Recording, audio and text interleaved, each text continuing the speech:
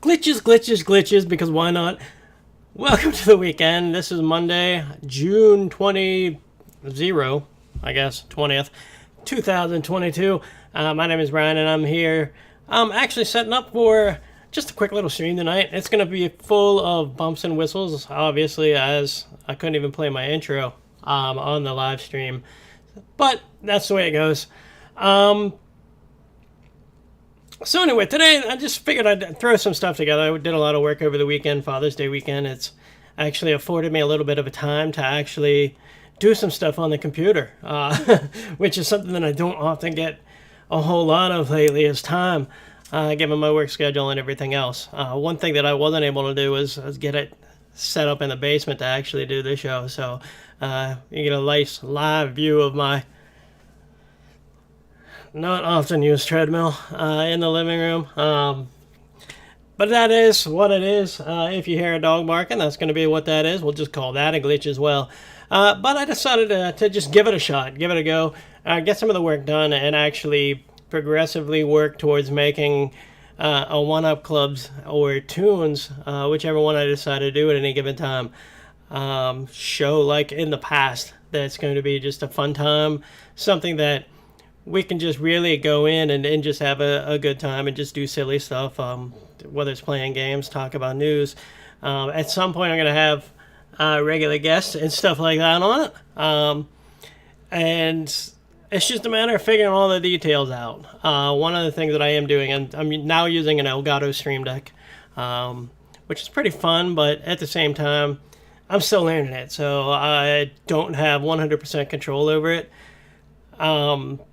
As I was saying, I mean, I couldn't even play my intro for some reason. It was just not cooperating, which is the case with new hardware, software. Anytime you're doing it with it, you gotta play around and figure it out, and that's just we'll just accept that as a bump in the road and whatever.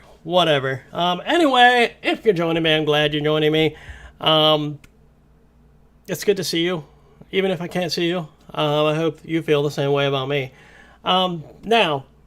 One of the things that I wanted to talk about is over the past couple of weeks, there's been a couple gaming shows, and I kind of miss E3 at this point. All the structure, to sort of set everything aside, and really just, I think it's just the structure of the shows themselves, of being able to say, hey, look, I'm going to be here doing this and doing that. E3's been kind of going by the wayside a lot lately over the past several years. Obviously, COVID really helped to kind of just mess with everything when it comes to that. And I think that's just kind of the nature of the business, or any business, no matter what it is, you're going to end up with dealing with change. We're in sort of a transitionary period, not even a transition. We're like in the throes of like literal ruination of surprise. I guess I would call it. In part because, I mean, you just look at all the different things that go on at any given time. Everything that's out there, any form of entertainment, is spoiled like immediately. As soon as somebody in the studio is like, oh, hey, I'm going to talk about this.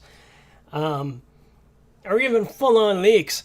You've got hackers. You've got all these things that just basically take all the possibility for something surprising, something new, something fresh, something that really makes you just jump up and say, wow, that's awesome. That's all out the window because somebody already went on Twitter and they posted some shit they data mined out of the place. It's kind of ridiculous. It's kind of frustrating at times. But that's pretty much the way the world is now. Will we ever see anything to where a secret is so protected that we don't hear about it leading into an event? I don't know. I wish I could say that we will. But it's just so hard. It's hard to tell. I really do wish it was different. One thing I will say about the shows, obviously, I think I'm in the boat with a lot of people. Pretty excited about Starfield coming out from Bethesda. And just the fact that it's a new IP. And I see online a lot of the people who just want to hate on absolutely everything. They go out and they say, "Oh my God, it looks exactly like No Man's Sky." Well, stylistically, it sort of does. Literally, when I was watching it, and they're harvesting iron or whatever the hell it was in that trailer. Clearly, even the character design looks very No Man's Sky. So I think that's a legit. It's a legit. I don't want to say complaint, but it's a legit observation. I think it's completely reasonable to make that jump and say, "Oh, that yeah, okay, that's a No Man's Sky ripoff type thing." I mean, it makes sense to a degree. With the amount of discovery and things like that, I don't know what the actual expectation is for a character who's exploring space. I mean, what can it be? I mean, you're going to different planets with different environments and stuff like that, so there's got to be a certain amount of realism involved. And the only realism that I can think of would be to have a spacesuit on. So, as far as that goes, it's a legit critique. I don't have a problem with people who say, "Oh, that's gonna."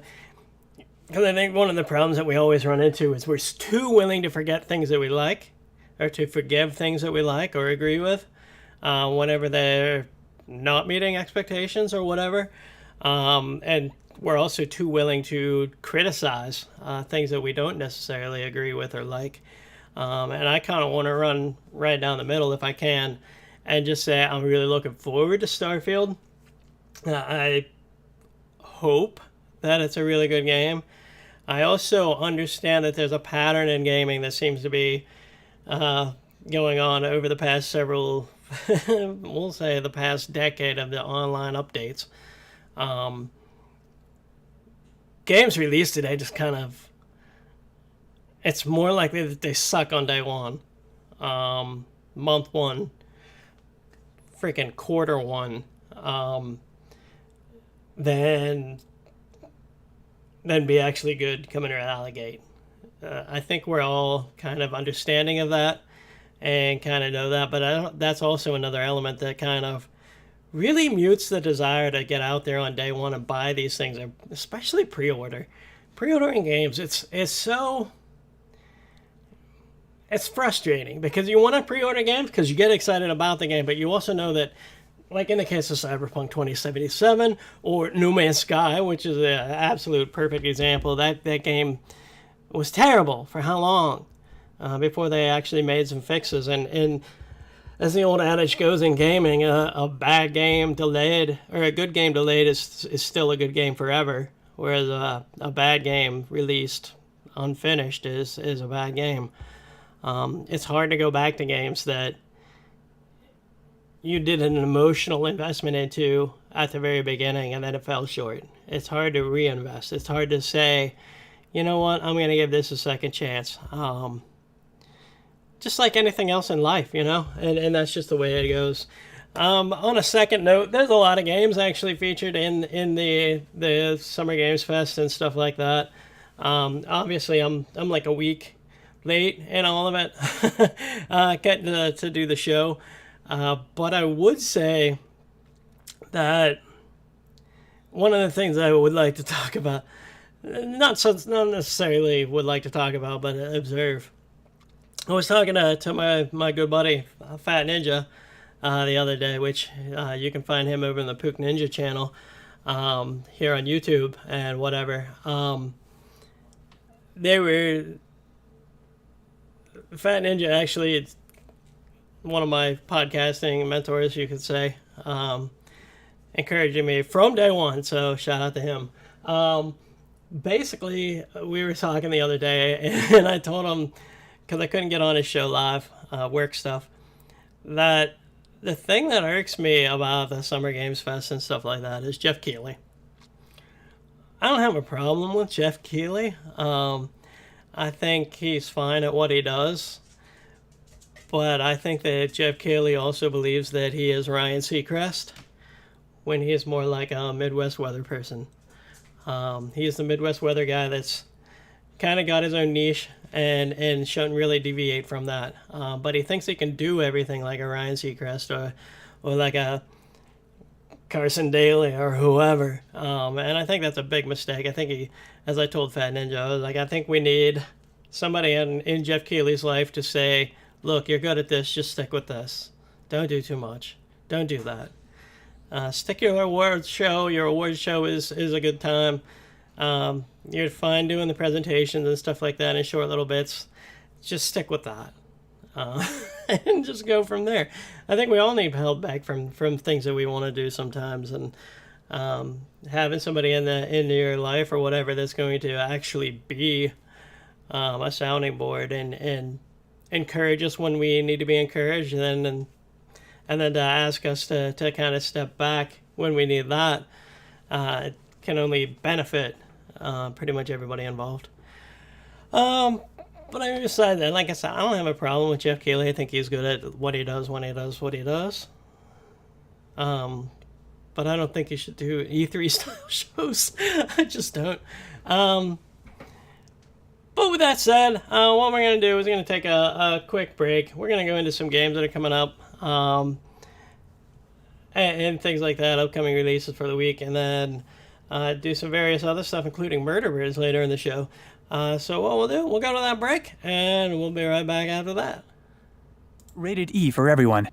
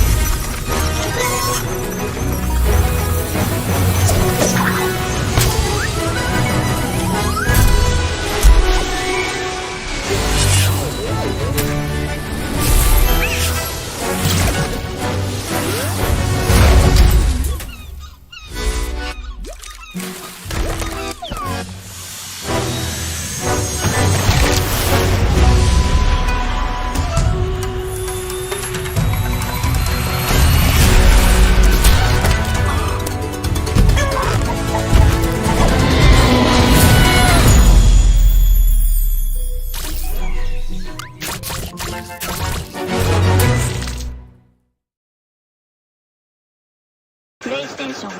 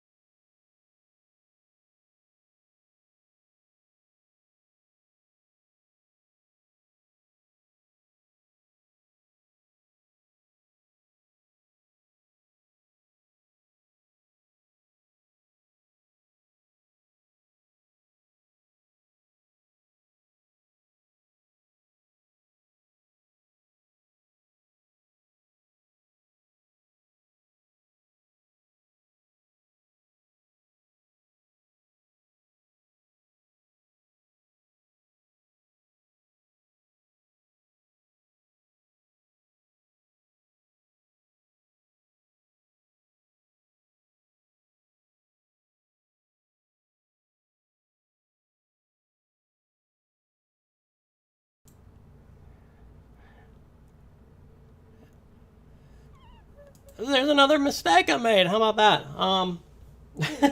I forgot to unmute my mic when I came back from the commercial. Anyway, Lego Bros.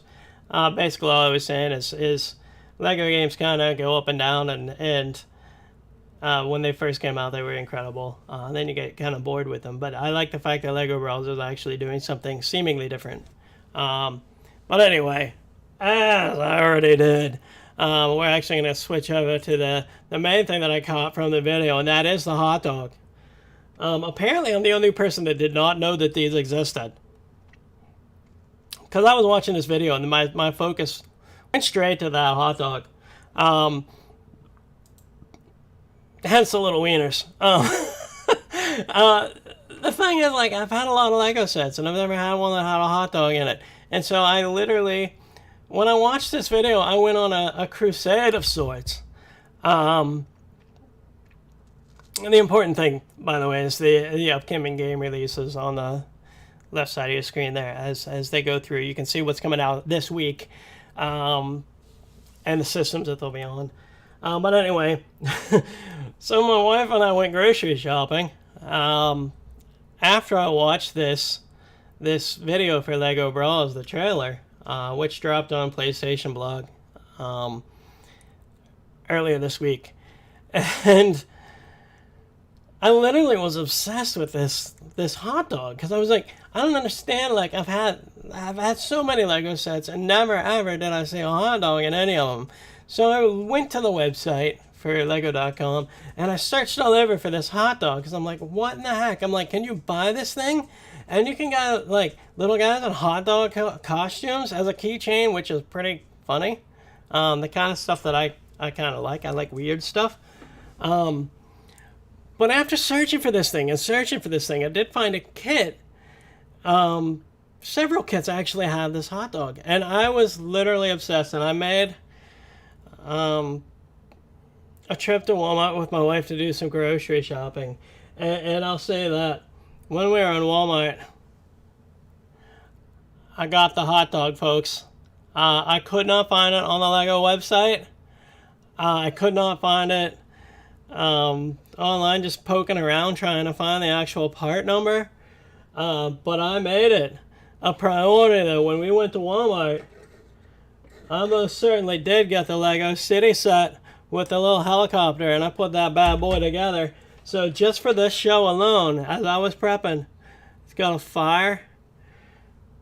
I spent $10 just to have this little tiny prop probably for this show and this show alone. So that's how much I like this show, how much I like doing the podcast. Very weird, very unusual of me, but it also kind of fits the bill. When it comes to silly stuff, growing up, we didn't have a lot of money, so didn't have a lot of money to get silly stuff. So it's kind of this running joke. When my wife and I first met when we were 21, 22, something like that, I would spend half my paycheck on stupid stuff. Like I had a whole set and more of rubber bouncy balls that look like billiard balls. So 1 through whatever it is, 18, 1 through 15, whatever the hell, however many balls, 15. I had all of them, and they were in this big tub, and I just bounced them all around and stuff like that. But that's my show and tell for the week. I went and bought a 4-year-old's Lego City set just so I can just so I can have the hot dog. I mean, just look at this thing. It's beautiful. What a beautiful hot dog. What a nice little wiener. And the other funny thing is that it actually came with burnt wieners too, which my wife immediately started making BBC jokes. So as you can imagine, I don't know who my wife is anymore if she's making BBC jokes. That's all I can say. But anyway, that's a good time. I had to talk about the little wieners. The little wieners were completely necessary to talk about. And so gladly dropped the $10 just to buy a set that had it. I was actually super happy that I found it. And of course, now that I had talked about Legos, it's all over my Facebook feed. I'm getting like every Lego set ad imaginable. Even my wife, she's showing me all these videos about people doing Lego sets, and I'm like, hey, you cannot encourage me to do this because I want the 8,500 piece, $780 freaking sets of the Millennium Falcon and all that stuff. I'm like, you cannot do this temptation thing with me. It's just not going to work. It's not going to function in a financial sense for us to tempt me as such. But anyway, What we're going to do next, I'm going to go to break again. Just a quick one. A lead in, if you will. For the next segment, which quite frankly has me scared as hell. So we're going to move on to that and see you on the other side. New details tonight on a bizarre story out of Gainesville involving a giant bird that killed its 75-year-old owner after he fell in his backyard. Marvin Hayhouse owned about 100 exotic birds. He was attacked by a cassowary, which is native to Australia and is similar to an emu. It has long claws on each foot and an aggressive and violent nature. And we've now learned that in accordance with Hayhouse's last wishes, the cassowary, along with the rest of his birds, will be put on the auction block. Buyers must be licensed to legally possess the birds, which are permitted in Florida for breeding. Murder birds, folks. Murder birds. Now, I came across this. Like, doing the Xbox Microsoft rewards thing, they had quizzes and stuff like that every day, and I think that's all cool and well and good. And for whatever reason, they featured this murder bird. The bird is called a cassowary, and so I did a bunch of research on this bird because, quite frankly, world's most dangerous bird intrigued me. I'm used to seeing like the little penguins and stuff like that, and the kiwis that are all nice and little cutesy and stuff like that. But when you say world's most dangerous bird, I immediately think what, like a chicken the size of a T-Rex or the 100 chickens? Which would you rather fight type thing? So when I found about this, I was like, hey, this is a real life thing. And the more I delved into the facts, which I have written here, the scarier it gets. It gets frightening. This thing, these birds are straight up crazy. Nuts, bizarre, weird, whatever. But anyway, I'm just going to go into the facts because these things are real. They are legit and they are scary. The less scary things, they live 40 to 50 years, which is a long damn time for a bird. I don't know how long the average bird lives, but I can't imagine them being anywhere even near 10 years, let alone 40 to 50 years. Obviously, they're flightless. I think ground dwellers. That's why you don't see them flying around. But they are native. Not necessarily in the United States, even though that bird they were talking about was in Gainesville, Florida.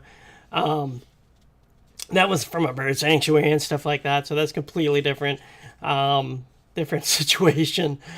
But they're native to Papua New Guinea, Indonesia, and surprise, surprise, freaking Northeast Australia, where everything that can kill you lives. So that's step one.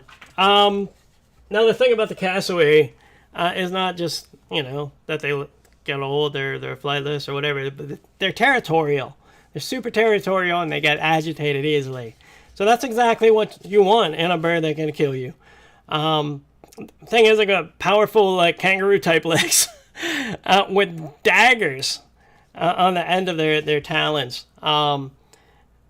So you're literally looking at a bird that will slice you open like a velociraptor. And incidentally, when looking up more details about this, it was actually, this bird is larger than a velociraptor was. So Jurassic World, whatever. We're going to end up with that cassowary world. And that would be far more scary, far more intimidating than anything that Jurassic World or Jurassic Park has thrown in our faces. The thing is, as you're looking through the pictures that scroll through there, they have a really bright neck and head area outside of the thing that they got on top of their head. One of the more interesting and less intimidating things is that coloration in their neck and their head, that actually changes color with their mood. So I guess that's sort of a warning system. Like, hey, this bird's nice. Oh, wait, it's going to kill me kind of thing. So much like Anakin's eyes turned red in Return of the Sith, or Revenge of the Sith, then I guess we're going to have that same type of situation with this bird, which actually looks like an dinosaur. Look at that thing. It's so ugly. So ugly. So hideous. And the fact that it kills you, that just means it's ugly on the inside, too. Some other interesting and intimidating facts about this Goddamn bird. You can see in this picture. That's like a normal sized lady, it seems. Normal sized dude. Okay, great. These things get anywhere from 59 to 79 inches tall. I was like, yeah, you know, I'm 5'7", so that's 67 inches tall, so I'm kind of right in the middle of what these birds actually. So I'm like, yeah, that's pretty big. But then I got to thinking, I'm like, wait a minute, that upper limit, how does it relate to kind of real life type things? And then I was like, wait a minute, let's look at the average NBA player. The average NBA player in 2022 just happens to be 79 inches tall. So these things will grow as tall as a friggin' average NBA player, and we're not supposed to be afraid of them with those talons and those irritability and all that stuff. Then there's the fact that they can run 30 miles an hour and jump like 5 feet. Like, honestly, I'll take on LeBron. I'll beat the hell out of him before you even think about trying to fight this thing. Well, I'll let him beat the hell out of me, let's be honest. I'm not in the shape that I used to be in. So LeBron would beat the hell out of me, and I'd take it before I'd ever try to fight one of these goddamn things. The other thing is they have a boom vocalization. So they don't like click like a chicken. They have a boom. And it's registered solo on the lower limit of human hearing, like the bass of it. Like, people can barely hear it. Me, I'm deaf. No way am I going to hear that thing. Maybe I would. No, I don't even want to find out. I don't want to find out. Because we haven't even... There's 2 more facts that I'll just share with you, because the last one, next to the last one, I'm going to save for last, because I've just decided to change the order. And what are you going to do about it? Complain. If you want, edit this video and put them in the reverse order that you want them. However... Their poop. I don't even know why they actually researched this. The poop that these birds put out usually ends up with half-digested fruit and stuff like that in it, which they then turn around intimidatingly. They eat each other's poop because half the fruit is undigested, and so it's still full of nutrients. And you want to talk about like some sort of a weird territorial intimidation move. This is like an alpha dog move and a bird. They're like, yeah, what do you think of this? And then they eat their own poop, like 2 birds, 1 cup type stuff. Because they not only eat their own, but they also eat everybody else's, all the other little birds. And I'm like, imagine that, like, as a power move in the animal kingdom. Like, yeah, I eat my own shit. Which probably most of the dogs out in the audience, they're like, yeah, I do that. I don't, though. And I don't like when birds do. So maybe that's not that interesting of a fact, that particular one. But the next one certainly is. Imagine a bird that has a pseudopenis. Yeah, birds don't really use penises. They have peckers. But they don't usually use penises. And this is actually the second Wiener reference that we have here today. But their penises are in both genders. Both sexes have penises. But I called it pseudopenis because it's not even hooked up to their reproductive system. They just have a penis. It's just there. For what? Who knows? But do you really want to walk around and worry about a bird who will kill you just because you've crossed paths with them and irritated with them? They will do things to you with their penis, maybe, that isn't for reproductive purposes. And then they'll eat your poop. Yeah, I don't want to deal with those things either.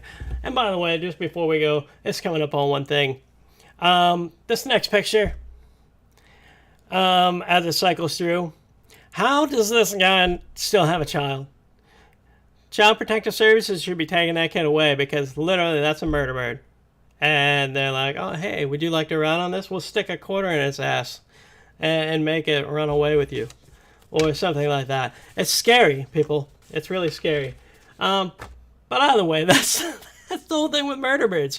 For for whatever reason, I don't know why things pop up like that, why we end up having in this world so many different things.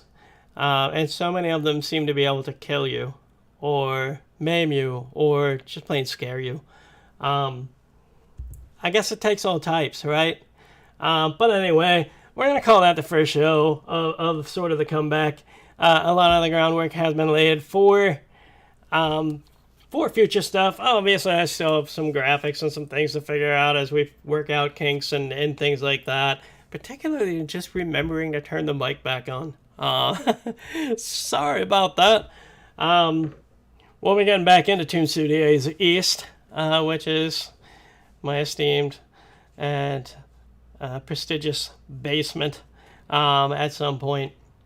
But in the meantime, if you did show up, if you are watching this after the fact, I want to thank you very much for showing up. Hopefully we're going to make this a regular thing. Try to get some guests, try to do some different segments, try to build some different segments. Basically, try to make this show what it maybe used to be as Toons. Getting some of these people in, just doing some fun skits, doing some pre-recorded stuff. I think there's a lot of interesting people out there, a lot of interesting people that I associate that I'd love to have on the show and just talk to and really just create with. That's really what it's all about, right? So between gaming, between silly things in the news, between just silly things that I come across, current events, just weird stuff, whatever it is. Like I have a very wide interest of things, and I know most people do. So until next time, what we're going to do is we're just going to say goodbye. I don't even have an outro yet, so we'll work on that for the next show. But I want you to take care of yourself, be good to other people, and we will see you next time right here in the One Up Club and Toons.